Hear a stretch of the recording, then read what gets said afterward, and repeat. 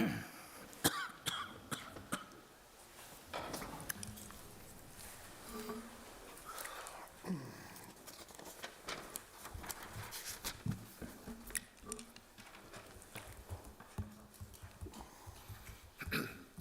morning, Your Honors, and may it please the Court. William Gill from the Public Defender's Appellate Division on behalf of the appellant Jeffrey Lane. With the Court's permission, I will reserve 4 minutes for my rebuttal. Okay. There are 3 issues in this appeal. My plan for today's argument is to focus on the suppression issue. Time permitting, I will also touch upon the insufficiency of the evidence to show Mr. Lane's constructive possession of the firearm that was found in the car that he was driving and that was involved in the accident in this case. We ask that because of these issues, that this court reverse the judgment of the trial court and set aside Mr. Lane's conviction for unlawful possession of a firearm. So turning first to that suppression issue, it was undisputed that there was a warrantless search and seizure in this case of the car driven by Mr. Lane, and in response to meet its burden, the state advanced numerous exceptions to the warrant requirement and to the exclusionary rule. The trial court adopted some of those exceptions as the basis for its ruling, and now on appeal, the state has somewhat changed its position. And so I think a useful place to start may be looking at what is undisputed based upon the parties' positions in this appeal. And so, first of all, the trial court's primary rationale for denying the motion to suppress was that the officers had probable cause based upon their plain view observation of the firearm in the car from their position outside of the car. My understanding is it's now undisputed that that did not provide probable cause because there was nothing unlawful about that firearm. The officers did not know anything about the firearm to suggest that it was unlawful. And so under existing Tennessee law, it is undisputed that the officers violated Mr. Lane's Fourth Amendment rights when they searched the car and seized that firearm and the other things that they seized from the car, which included a small amount of suspected marijuana as well as some paraphernalia and ammunition. Whose car was it? It belonged to an individual named Danielle Moffitt. She did not appear at trial.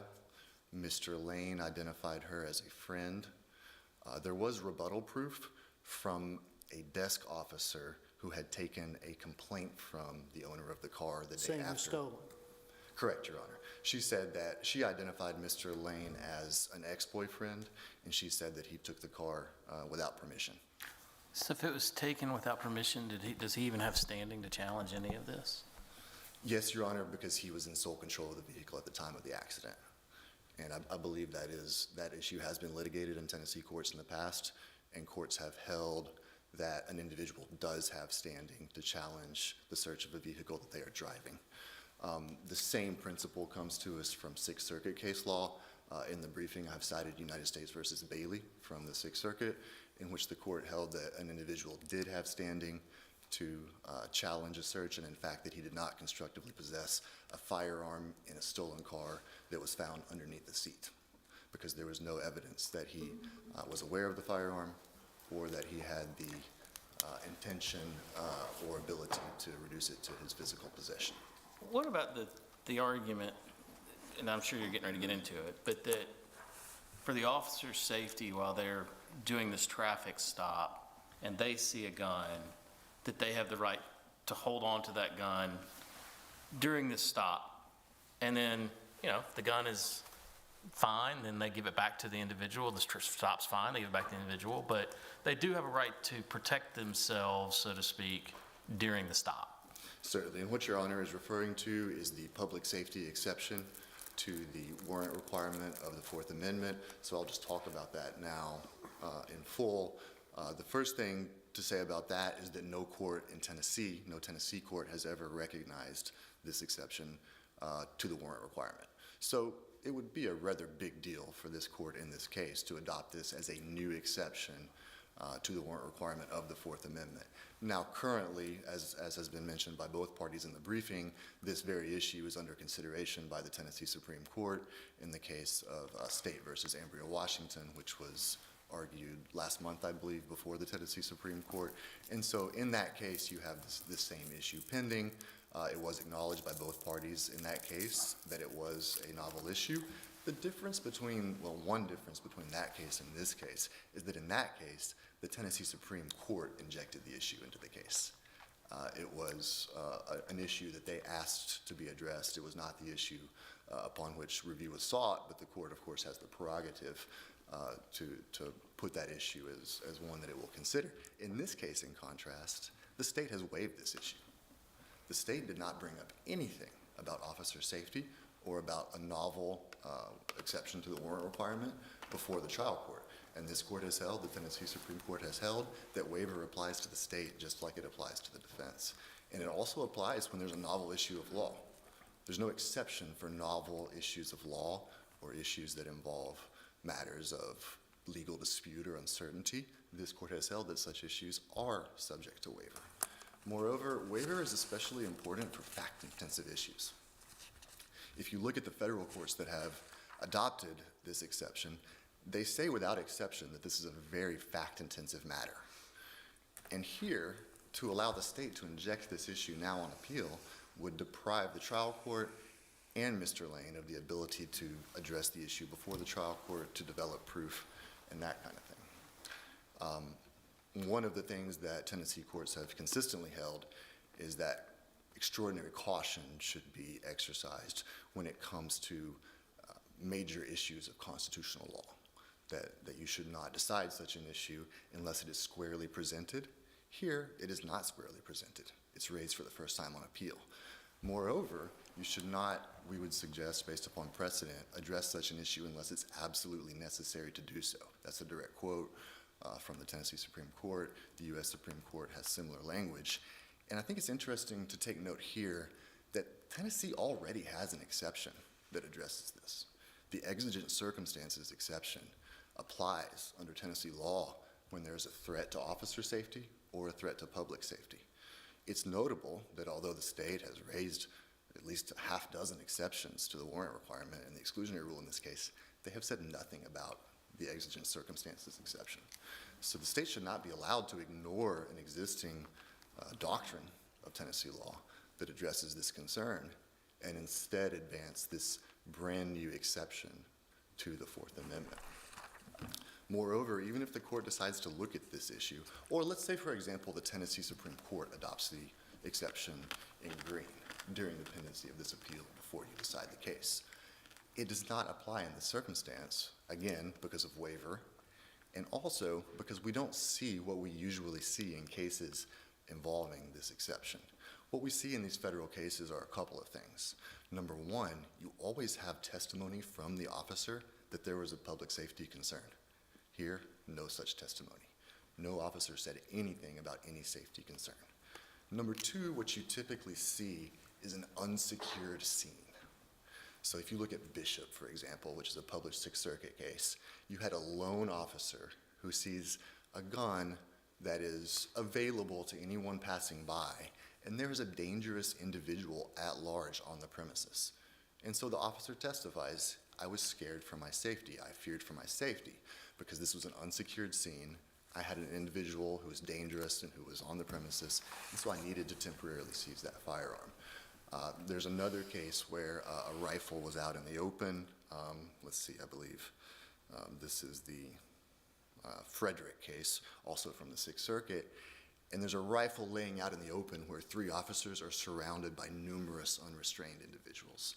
And so these cases show the kind of facts that need to be developed and that are sufficient for the state to meet its burden to show a safety concern. We just have nothing here because the state didn't raise it, no one considered it, no one argued it. Looking at the inevitable discovery issues that the state has raised on appeal, is relying upon on appeal, I think I'll touch on those. The first one is that, unlike this, and this is different from what the trial court said, this is a new rationale, or I should say a rationale that the state is now relying upon that was not adopted by the trial court, which is that if the officers had refrained from the unlawful seizure of the firearm at first, and if they had then discovered Mr. Lane's criminal history, then at that point, they would have been able to seize the firearm lawfully. Now, I just gave a very straightforward description of the state's position, and you'll notice what I said. If, would have been able to, could have. These are the exact things that this court and the Tennessee Supreme Court has held are insufficient when it comes to inevitable discovery. For inevitable discovery to apply, what the state has to show is that the officers were on a lawful path, and that path was certainly and inevitably leading to the seizure. Moreover, that lawful path must be independent from the unlawful conduct. So you need to have two investigative paths in action, one of which was unlawful, one of which was lawful. Here, we don't have that.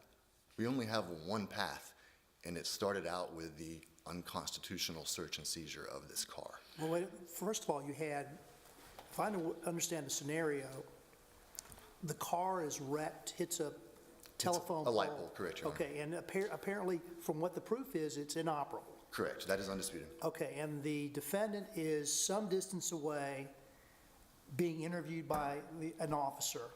I disagree with that, Your Honor. That is what the state's brief says in the facts. I believe the proof shows that he was getting medical care in an ambulance at the outset of the search and seizure when Officer McAllister arrived. So the officers sees this car wreck, Correct. and obviously they're looking to see what happened. And the officer comes around, looks in the window, and sees, if I understand the testimony, sees a gun laying on the floor of the car. Sees the handle of a firearm protruding from the seat, correct, Your Okay. Honor? And at that point or shortly thereafter, recovers the handgun from the car.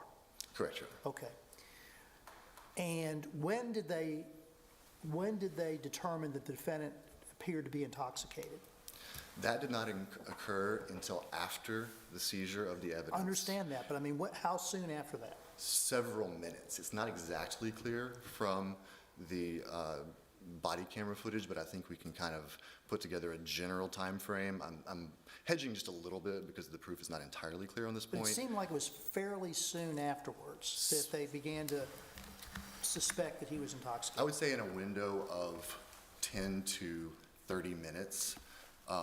What I can say about this is there's two pieces of evidence that are relevant to this question, Your Honor. So the primary evidence of intoxication was that the officers found an open bottle of whiskey in the pocket of Mr. Lane's clothing. Now, that did not occur until after he was arrested and had been placed in the back of the vehicle for some time. He was cuffed. He did not cooperate with the arrest, and so there was an altercation during when they were putting the cuffs on him. He was put in the back of the police vehicle. Several minutes after that, after another officer, a supervising officer, had arrived on the scene, they decided to loosen his handcuffs. And it was at that moment that they found the bottle. And so that occurs well after the search and seizure have taken place. In addition, you have some testimony from Officer McDowell, who was a secondary officer on the scene, that he detected some signs of intoxication when he had a somewhat extended interaction with Mr. Lane. I believe this occurred during the latter part of the search, right up until the point of his arrest. Interestingly, Officer McAllister, who was the primary officer on the scene, had a brief interaction with Mr. Lane before all of this, before the search, and he said that he did not detect any signs of intoxication. So the proof is somewhat mixed on that point, so I apologize for the lengthy answer. But the court seemed to focus on the question of an inventory search. Correct, and the state has abandoned that rationale on appeal, but I'm happy to talk about it. As discussed in our principal brief, one of the requirements for an inventory search under Tennessee law is that officers may only rely upon that when they have excluded all reasonable alternatives to government impoundment of the vehicle. And that's simply not what happened here. The officers immediately decided to tow the vehicle. Okay, so this is not his car. Correct. And it is inoperable. Correct. All right. It seems like under those circumstances, ordinarily, they would tow it. If they want to rely upon the inventory, the question is there any reasonable alternative at that point to government impoundment? One is that they could have contacted the owner. Officer McAllister testified at the suppression hearing that they had the ability to ascertain who owned the car and to contact her, and he said that he was not aware of any effort to do so. And this And person so- reported it stolen the next day. She reported it stolen the next day, according to the state's proof, yes, Your Honor, and which suggests that she had some interest in seeing to the vehicle, and so she should have been given the opportunity to make her own arrangements. And here, the officers explored no alternative arrangements for the towing of the vehicle. I will not dispute that it needed to be towed. It was wrapped around a telephone pole. But again, I believe that the proof is undisputed, that no such reasonable alternative was explored. The officers just unilaterally decided to tow the vehicle. And moreover, the state has waived this issue by failing to raise it on appeal. They have not attempted to defend that rationale in their brief. And I'll just mention very briefly a final rationale that the state has advanced on appeal, which is that the officers could have, again, refrained from the unlawful search and seizure of the firearm. And then if things had gone a certain way, they eventually would have been able to conduct an investigation for possession of a handgun by an individual who's intoxicated. Once again, this argument has been waived by the state. This was not raised at the trial court level, has been raised for the first time on appeal. Moreover, there is nothing to suggest that the officers even considered this offense, or moreover, that anybody considered this offense until this appeal. For those reasons, we ask that this court reverse the trial court's ruling and set aside Mr. Lane's conviction for unlawful possession of a firearm. Thank you.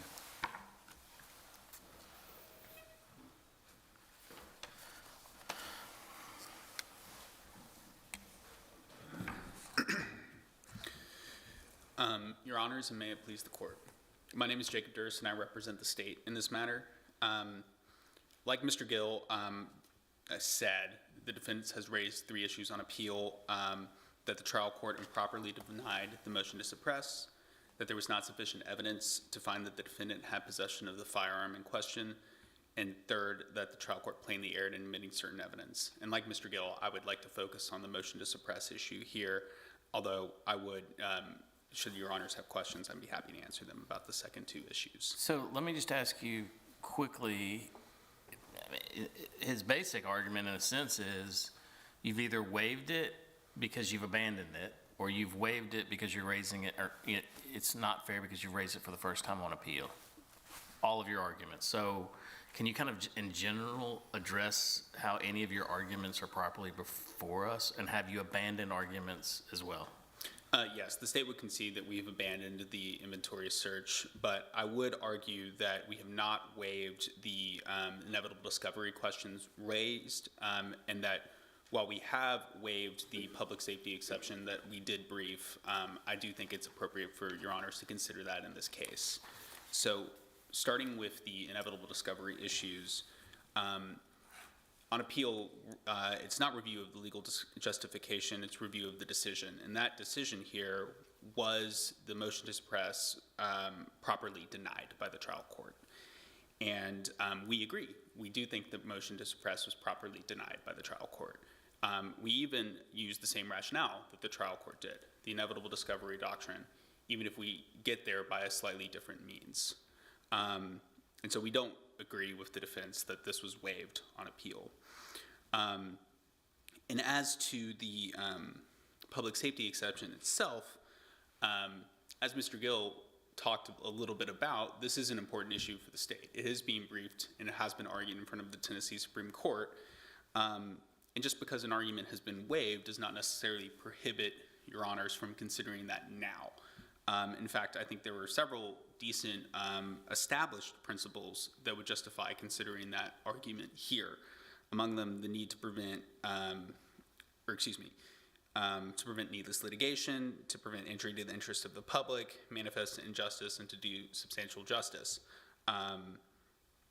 But that is ultimately your discretion, and we think the inevitable discovery arguments are sufficient to sustain the defendant's conviction at the trial court level. On the public safety issue, how do we grant an exception to the warrant requirement that the Supreme Court hasn't recognized? I think the appropriate, I don't want to get ahead of myself and tell you guys how to do your job, Your Honors, but one option might be to wait until the Tennessee Supreme Court has ruled before deciding that. But again, that is y'all's discretion, and I don't want to forget my place here.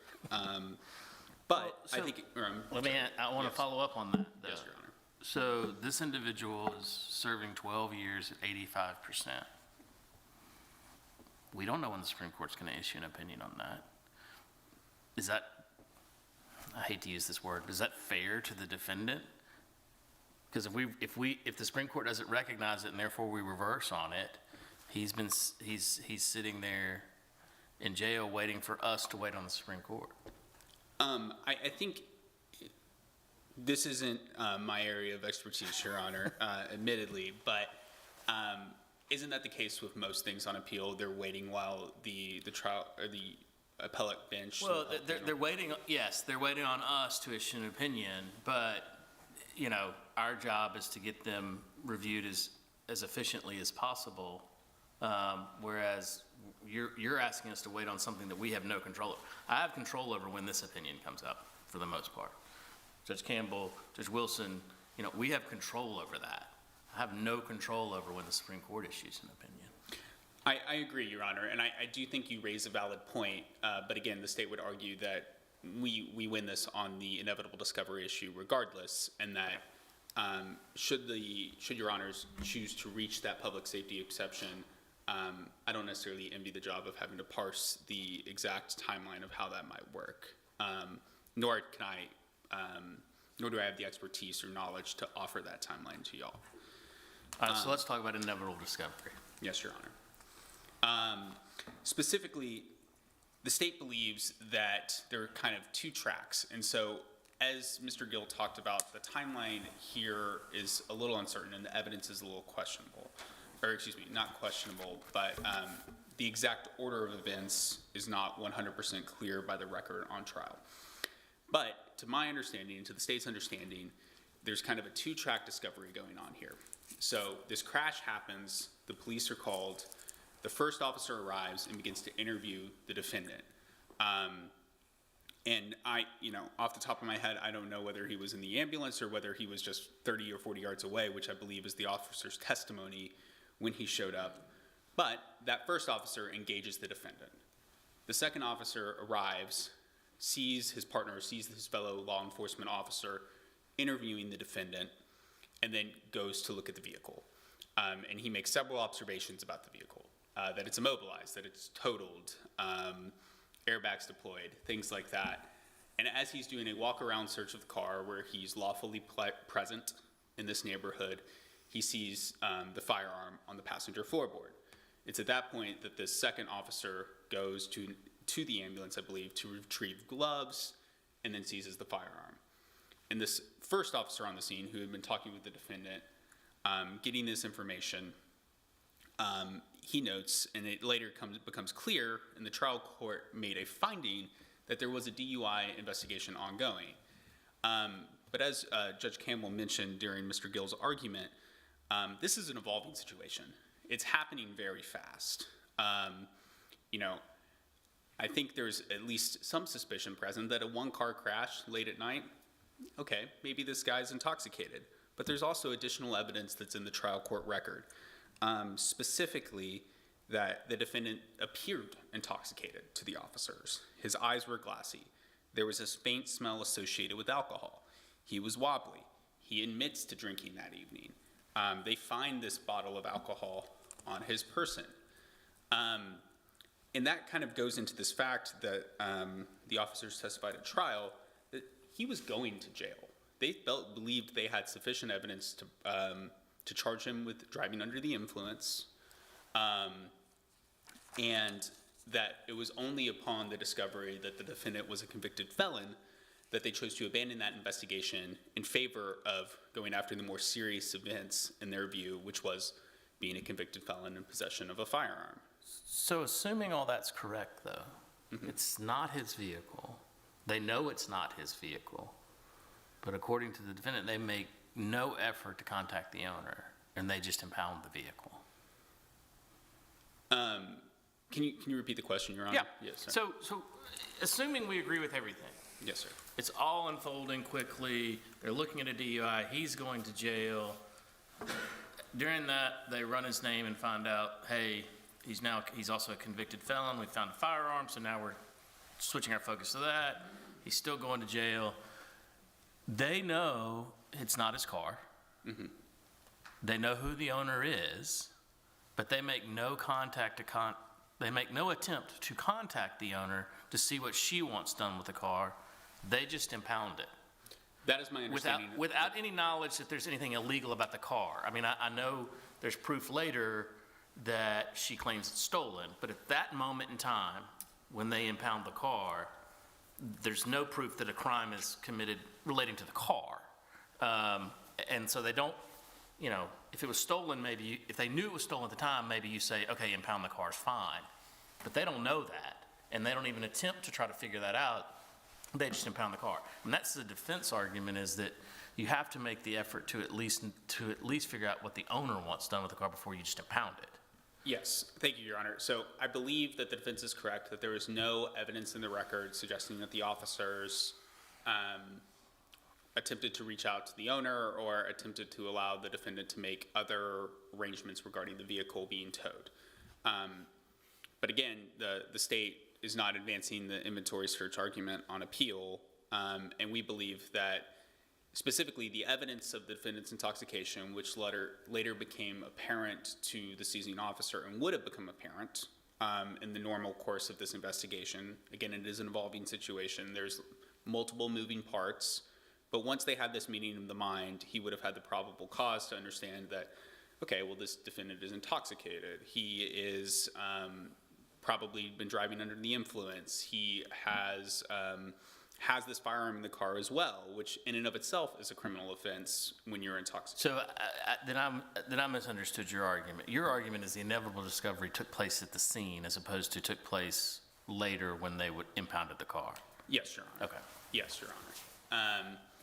And so we think there's two grounds on that would justify finding that the gun would have inevitably been discovered and thus justifying the denial of the motion to suppress.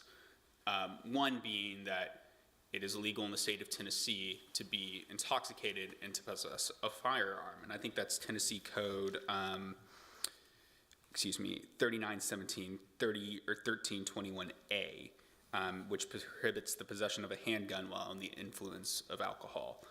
And the second grounds on that would be, just to take a step back there. So the officer arrives, he seizes the gun, the other officer is interviewing the defendant, and later they get all this knowledge about, okay, well, he was intoxicated. And so we think that inevitably would have happened on one side, and the other side would have been possession with conviction. And there's several ways to get there.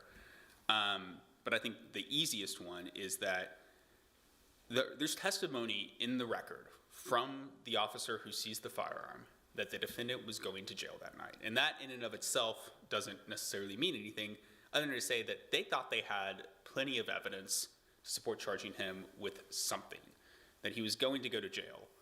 And with that in mind, he would have been gone to jail, they would have run his records, they would have gotten it then. And so we think either of those grounds is sufficient to sustain the trial court's decision denying the motion to suppress. And then just to kind of hammer this a little bit more, these are all would have happened. All of these things happened independent. Like the separate investigation into the DUI was ongoing. And again, there's a trial court finding that the DUI investigation was ongoing.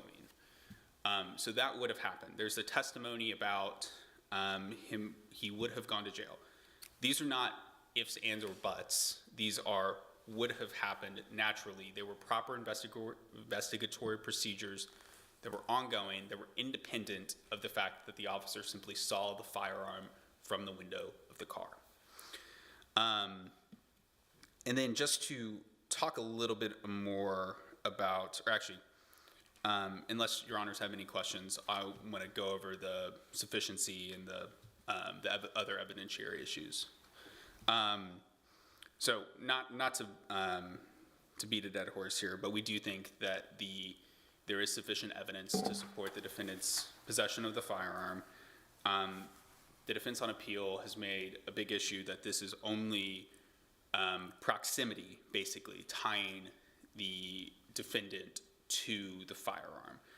But we would respectfully distinguish that because there are several factors that indicate it's more than just mere proximity.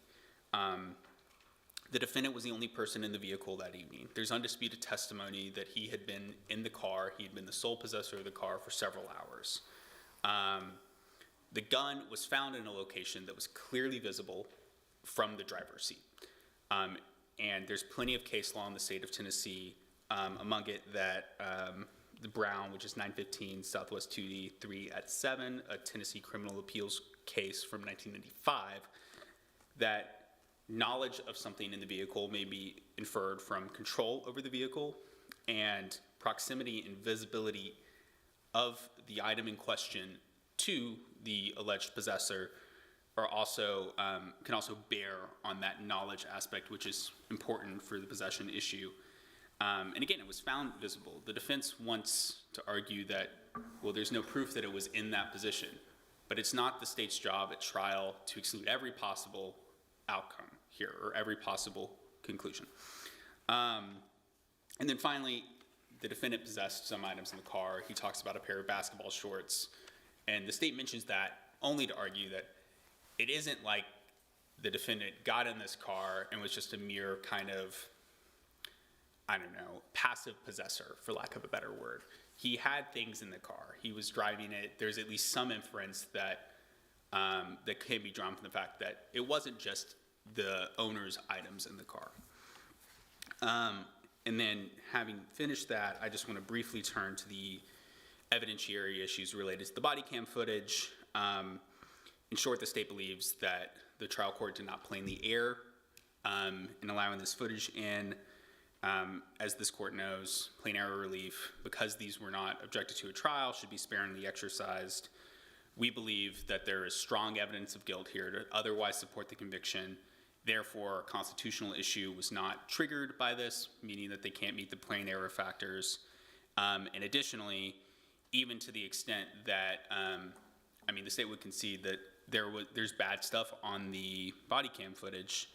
But as to the prejudice issue, he's impeached at trial. Like, he gets on the stand and he says, I borrowed this car.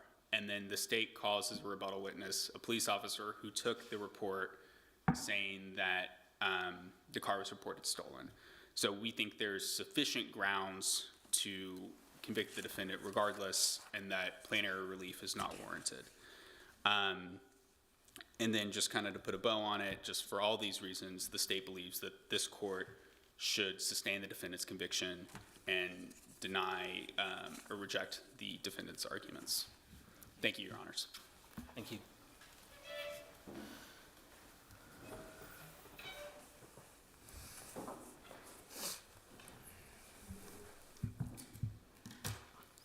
I'll just touch on a couple things during my rebuttal here.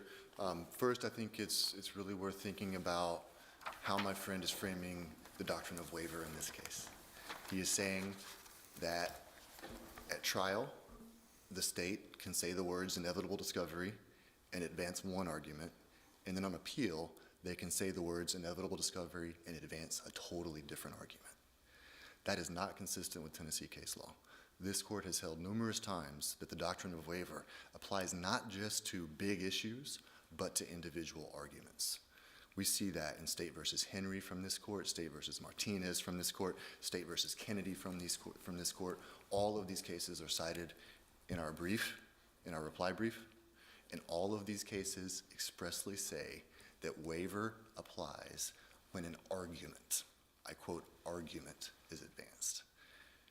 Moreover, if you think about the underlying purpose of waiver, what the state is trying to do here does not make sense. You have inevitable discovery, which we both agree is a fact-intensive inquiry. We have to look at what was going on, what exactly the officers were doing, whether it was inevitably leading to a certain result. That is all very fact-intensive. So to allow them to change the basis for an inevitable discovery doctrine on appeal is not fair. It deprives the defense of the ability to develop proof to address those arguments at the trial level. As you all know, I cannot put on proof today. I cannot do anything about that on appeal. I'm prohibited by the procedural rules of this court. And so Let me ask you this, though. I mean, I understand your argument, but if the testimony from the suppression hearing is really the officers explaining how things unfolded, and it's clear upon reviewing it as to how they unfolded, what proof would you have put on differently to show that now, I mean, are you really disputing how things unfolded, or are you just saying, hey, you can't now use this argument because you used the other one? No, Your Honor, there is proof that could be developed on this question. For example, how about a question to the officer, did you ever consider the offense of an intoxicated person possessing a firearm? And if the officer says that he never considered that offense, which appears to be the case, Okay. then that would suggest that it's not it. How can you say that he would inevitably arrest somebody for that offense if he never even considered that offense? But if it's clear from the proof and undisputed, and if it's not, tell me, but undisputed, look, he was going to jail for DUI, at least that's what the proof showed. Does it really, I absolutely contest that, Your Honor. Okay. Because a few things. Number one, when Officer McAllister gave that testimony that he was going to jail, that was expressly based upon finding a bottle that was found after an unlawful arrest following an unlawful search and seizure of the car. There were no two tracks here. This was all one set of events. Everything came from the unlawful search and seizure. And so this court should not say that he was inevitably going to jail based upon something that was found during an arrest that should have never happened. That is the whole reason that this court, that the Tennessee Supreme Court has said that we have this requirement of a lawful investigative path that is genuinely independent. Whereas here, everything arose out of the seizure of the firearm, the search and seizure of the marijuana. That's what caused them to look into his criminal history. And so this entire case is built upon could have instead of what inevitably would have taken place. For that reason, we ask that this court set aside Mr. Lane's conviction for unlawful possession. Thank you. Thank you. You want a break? All right, we're going to take a 5-minute recess. All rise.